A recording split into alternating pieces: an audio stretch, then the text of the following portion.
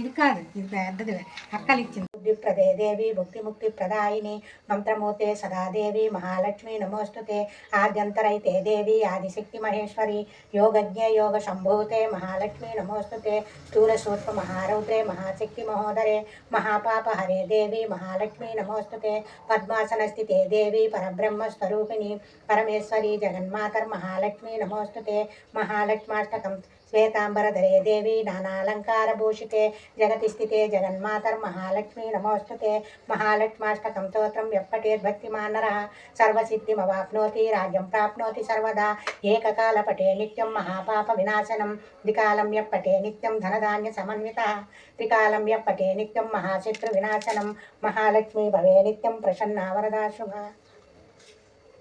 అష్టోత్తర శతనామావళి. ఓం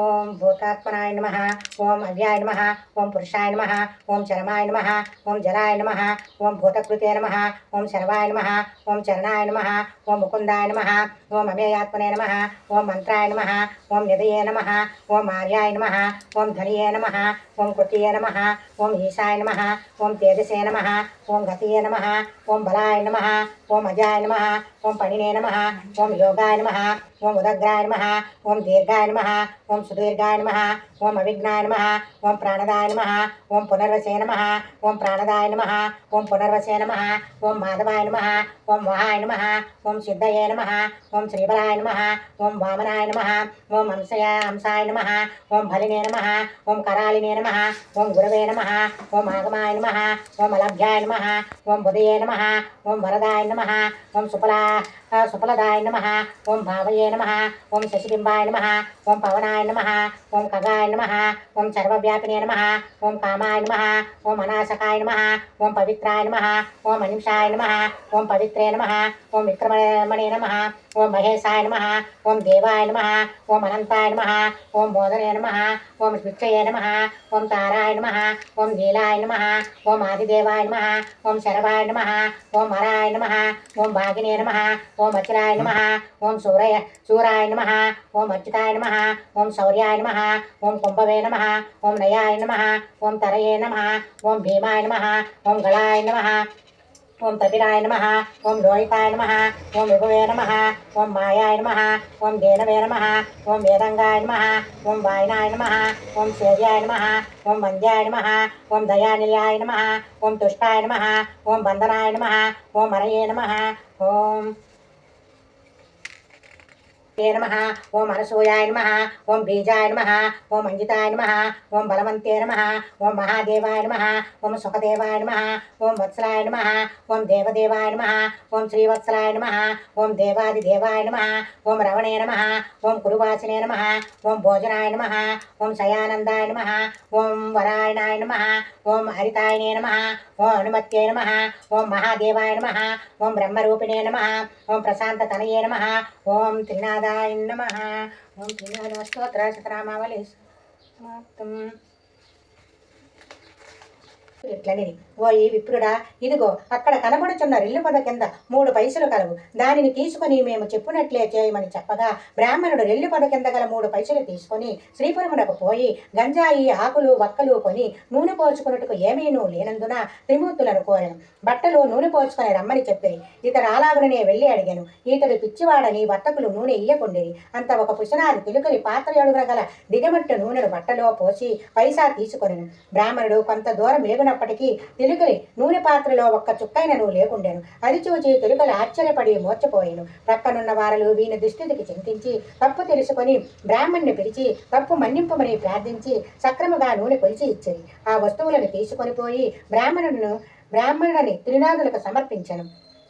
అంత త్రినాథ స్వాములకు బ్రాహ్మణుని మీద దయగలిగి, ఓ బ్రాహ్మణుడా, నీవి వ్రతమాచరింపుము. దీని వలన ఎక్కువ డబ్బు ఖర్చు కానేరదు. నీవు తెచ్చిన 3 పైసల సామానులే సరిపడును. 3 మట్టి చిలుములు తయారు చేసి గంజాయి నలిపి అందు ఊడ్చి అగ్నివేయము. 3 ప్రమిదలలో దీపము వెలిగింపుము. ఆకులు వక్కలు ప్రసాదము సిద్ధపరిచి రాత్రి మొదటి జామున బంధుమిత్రులను పిలిచి భక్తి శ్రద్ధలతో దైవములకు మాకు సర్వమును సమర్పింపుము. సర్వ సంపదలు పడయగలవని చెప్పి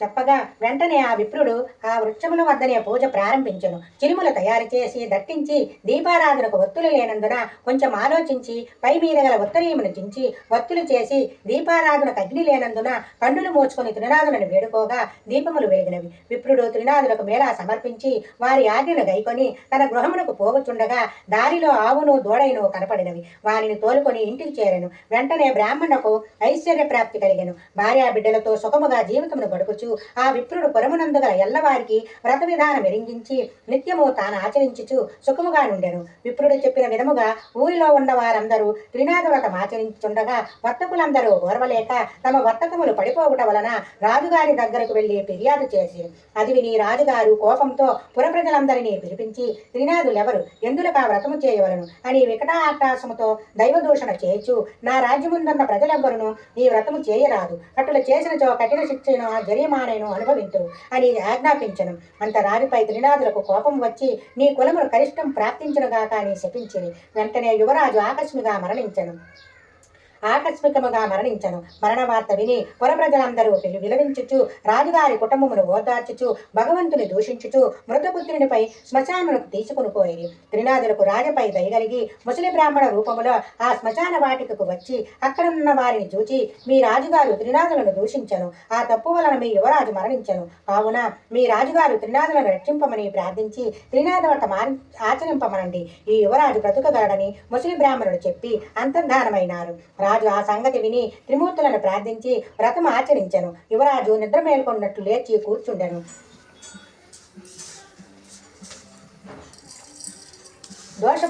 దోషపరిహార్థమై రాజు 7 పర్యాములను మేళా చేటుకు నొప్పుకొనెను. నాటి నుండి రాజు అష్టైశ్వర్యములను పొంది ఆనందముగా నుండెను. త్రినాథ వ్రత విధానమును ఆ వ్రతరాజును దూషించిన వారికి కలుగు నష్టములను వినియున్నారు. వ్రతము చేసదమని మరచిన వారు ఉన్నారాయను.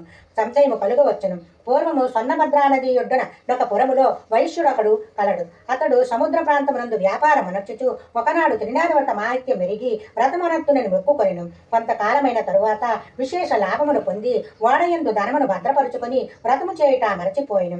మరునాడు వాడ మునిగిపోయెను. అంత వర్తకుడు మోర్చబోయెను. అప్పుడు ఆకాశవాణి, ఓ ఈ వర్తకుడా, నీవు త్రినాథ వ్రతము చేసుకుందునని మొక్కుకొని ధనమదాంతము చేత మరచిపోయినావు. కావున త్రినాథులకు మేళా చేయుము అని పలికెను. వ్యాపారి నిర్ఘాంతపోయి వెంటనే త్రినాథ వ్రతము గావించెను. యథాప్రకారముగా వాడ తేలింది. వర్తకుడు సంతోషముతో భక్తి వినయములతో వ్రతము చేయుచు సుఖముగా కాలము గడుపుచుండెను. ప్రదర్శన లాభములు వినుడు. ఒక ఊరిలో ప్రజలందరూ భక్తిశ్రద్ధలతో త్రినాథ వ్రతమును త్రినాథ స్వాములకు ఒక చోట మేళాలు చేయుచుండగా అక్కడికి చాలా మంది గుడ్డివారు, కుంటివారు, రోగులు వచ్చి వ్రత సమీపమున చేరి త్రినాథులకు ధ్యానింపగా గుడ్డివారికి నేత్రములను, కుంటివారికి అవయవములను వచ్చను. రోగులు రోగ నివారణలేవి. అంత వారందరూ ఆనందము పొంది సదా త్రినాథులను స్మరించుచు మేళాలు చేయుచుండిరి. అద్దాన వారు నిహపర సౌఖ్యములను పొందిరి. వ్రత సమాప్తి కాకుండగానే వెళ్ళిపోవు వారలకును వ్రతమును దూషించు వారలకును కలుగు అరిష్టములను వినుడు.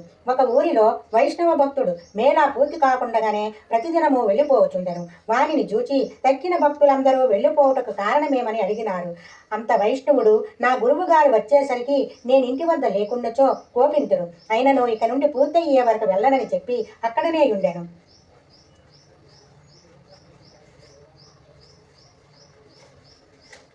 అక్కడనే ఉండెను. ఆ దినము మామూలుగా శిష్యునింటికి గురువు వచ్చి శిష్యుడేడని వాని తల్లిని అడిగను. మేళా వద్దకు వెళ్ళినాడని తల్లి చెప్పగా విని గురువు కోపంతో వ్రతం చేయు చోటకు వెళ్ళి మేళాను భగ్నపరిచి శిష్య సమేతుడై తన గృహమునకు వెళ్ళిచుండెను. అంత మార్గమధ్యమున కుంభవృష్టి పెనుగాలి ప్రారంభించి వానిని కలవరపరచను. తన ఇంటికి వెళ్ళేసరికి భార్యా బిడ్డలు చనిపోయినట్లు పడి ఉంది. అది చూచి గురువు విచారించుచుండగా శిష్యుడు గురువు గారిని చూచి మీరు వ్రతము భగ్నపరుచుట చేత ఇట్టి కష్టములు సంభవించినని చెప్పాను. గురువు గారు తక్షణమే తెలివి తెచ్చుకొని వ్రతమాచరించి ప్రసాదము భక్తులకిచ్చి తాను స్వీకరింపగా భార్య బిడ్డలు జీవించిరి. యథావిధిగా గురువు గారు వ్రతమును నిత్యము చేయుచుండిరి. ఓ భక్తులారా, ఈ వ్రతమును అన్ని జాతుల వారు చేయవచ్చును. కలియుగములో ఇంత సూక్ష్మములో మోక్షము కలిగించు వేరొక సాధనము లేదు. కావున ప్రతి వారును భక్తి శ్రద్ధలతో దీనిని ఆచరించి ఇష్టార్థ సిద్ధులు నందుదురుగాక. ఓం బ్రహ్మ విష్ణు మహేశ్వర్లకి జై. ఓం బ్రహ్మ విష్ణు మహేశ్వర్లకి జై. ఓం బ్రహ్మ విష్ణు మహేశ్వర్లకి జై.